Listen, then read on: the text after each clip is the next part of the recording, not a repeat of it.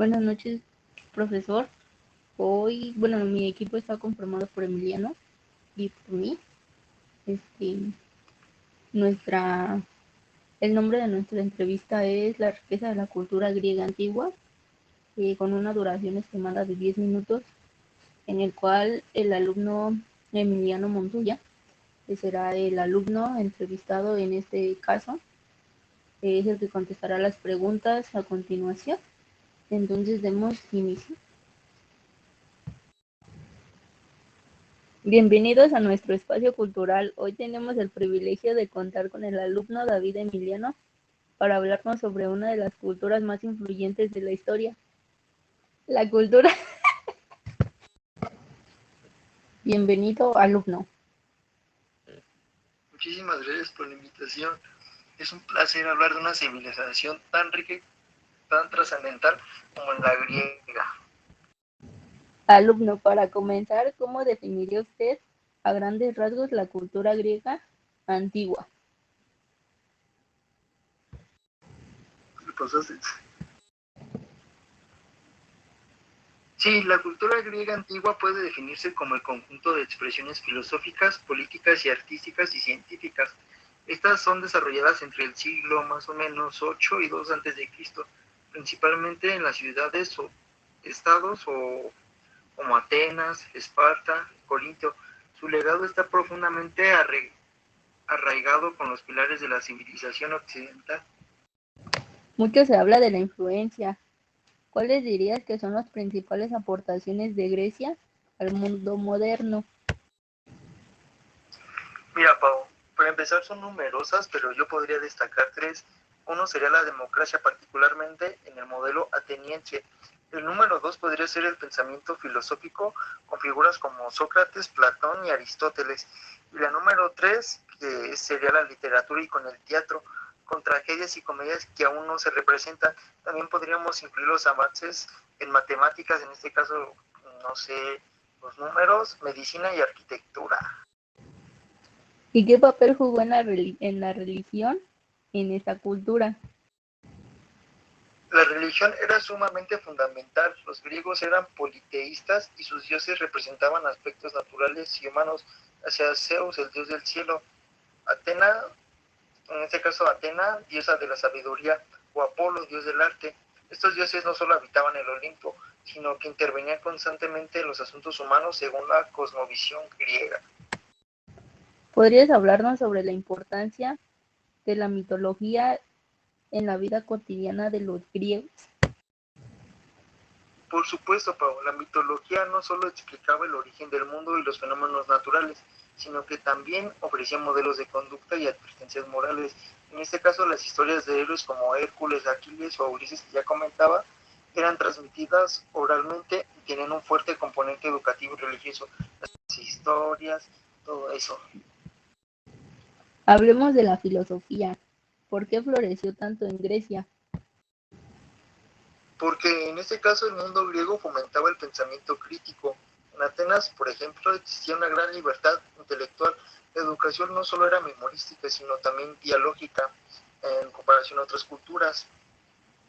En este caso, además, también los griegos se preguntaban constantemente por la naturaleza, la justicia, la ética, tenían un pensamiento muy vasto, muy diverso. Eso propició el surgimiento de corrientes filosóficas diversas que han marcado el pensamiento occidental hasta hoy. Y en cuanto a las artes visuales, ¿qué destaca? En este caso, los griegos fueron maestros de la escultura y la arquitectura. Sus obras se basaban en la proporción, el equilibrio y la armonía. El, par el Partenón, en este caso de Atenas, por ejemplo, es un símbolo de perfección y arquitectónica. En escultura buscaban representar la belleza ideal del cuerpo humano, como se ven en las obras de, en este caso, Fidas o Policleto. Emiliano, ¿qué nos podrías decir de que se escuchan rumores que mucha gente asocia la cultura griega con los Juegos Olímpicos? ¿Qué nos puedes decir al respecto de ello? Efectivamente, los Juegos Olímpicos nacieron en la antigua Grecia en el año, si no mal recuerdo, 770-76 a.C. Se celebraron en este caso en honor a Zeus. Cada 4 años en Olimpia reunían atletas de todas las polis griegas. y tenían un fuerte contenido religioso y simbólico. En este caso, la tregua olímpica, por ejemplo, obligaba a cesar guerras mientras duraban los Juegos. Y respecto a ello, existían diferentes marcadas entre ciudades como Atenas y Esparta. Sí, absolutamente. Atenas era cultural, democrática y filosófica. Promovía el arte de la literatura y la política. En cambio, Esparta, por lo contrario, era militarista, disciplinado y austero. Su modelo educativo se centraba en la formación tanto física y en la obediencia. Ambas representan visiones muy distintas de la civilización griega. Emi, ¿tú por qué crees que se considera que es importante seguir estudiando y valorando la cultura griega antigua en los tiempos de ahora?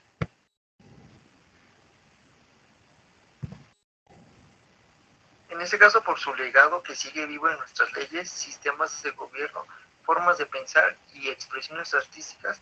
Estudiar Grecia es volver a las raíces de nuestra cultura, volver al inicio y comprender mejor a quiénes somos nosotros. Además, esto nos permite reflexionar sobre temas universales. Uno que es el poder, dos, la ética y tres, la belleza y la libertad. En este caso, la cultura griega no es pasado muerto, sino presente vivo. Emi, ¿qué nos puedes decir de cuál fue el papel de la educación en la sociedad griega antigua?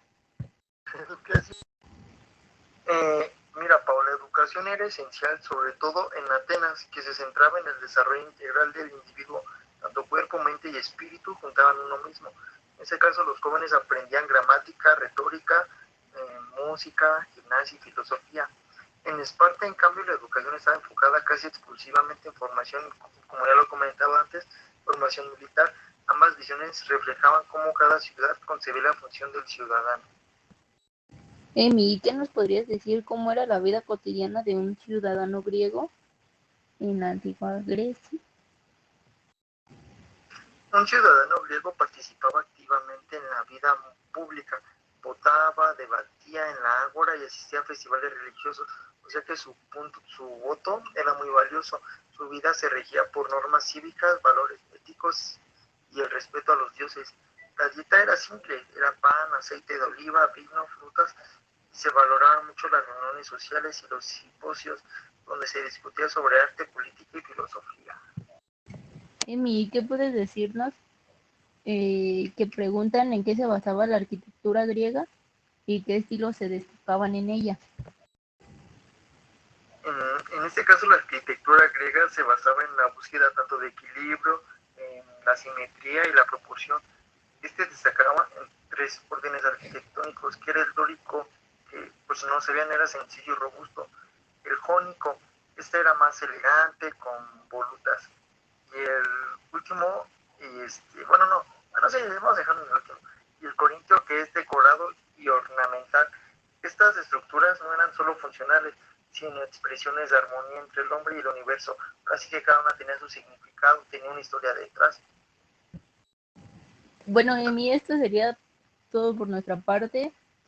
Agradecemos mucho por compartir nuestros conocimientos de este fascinante tema en el cual surgen muchas dudas, muchas preguntas, pero se pudieron solucionar.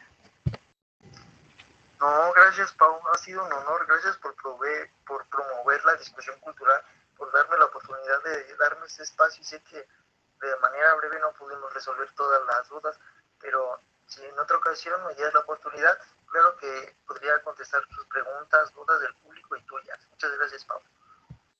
Y como último, recordar con una frase muy motivadora, que es el cierre de nuestra entrevista, que dice ser, recordar a los griegos es recordarnos a nosotros mismos, una civilización que nos enseña a pensar o cuestionar y a buscar la verdad.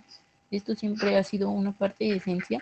Entonces, por ello, hay que tener en cuenta esa frase y hay que tenerla muy presente. Bueno, esto sería parte de nuestra entrevista, sería el final, nuestro cierre, pero nos estaremos regresando con más.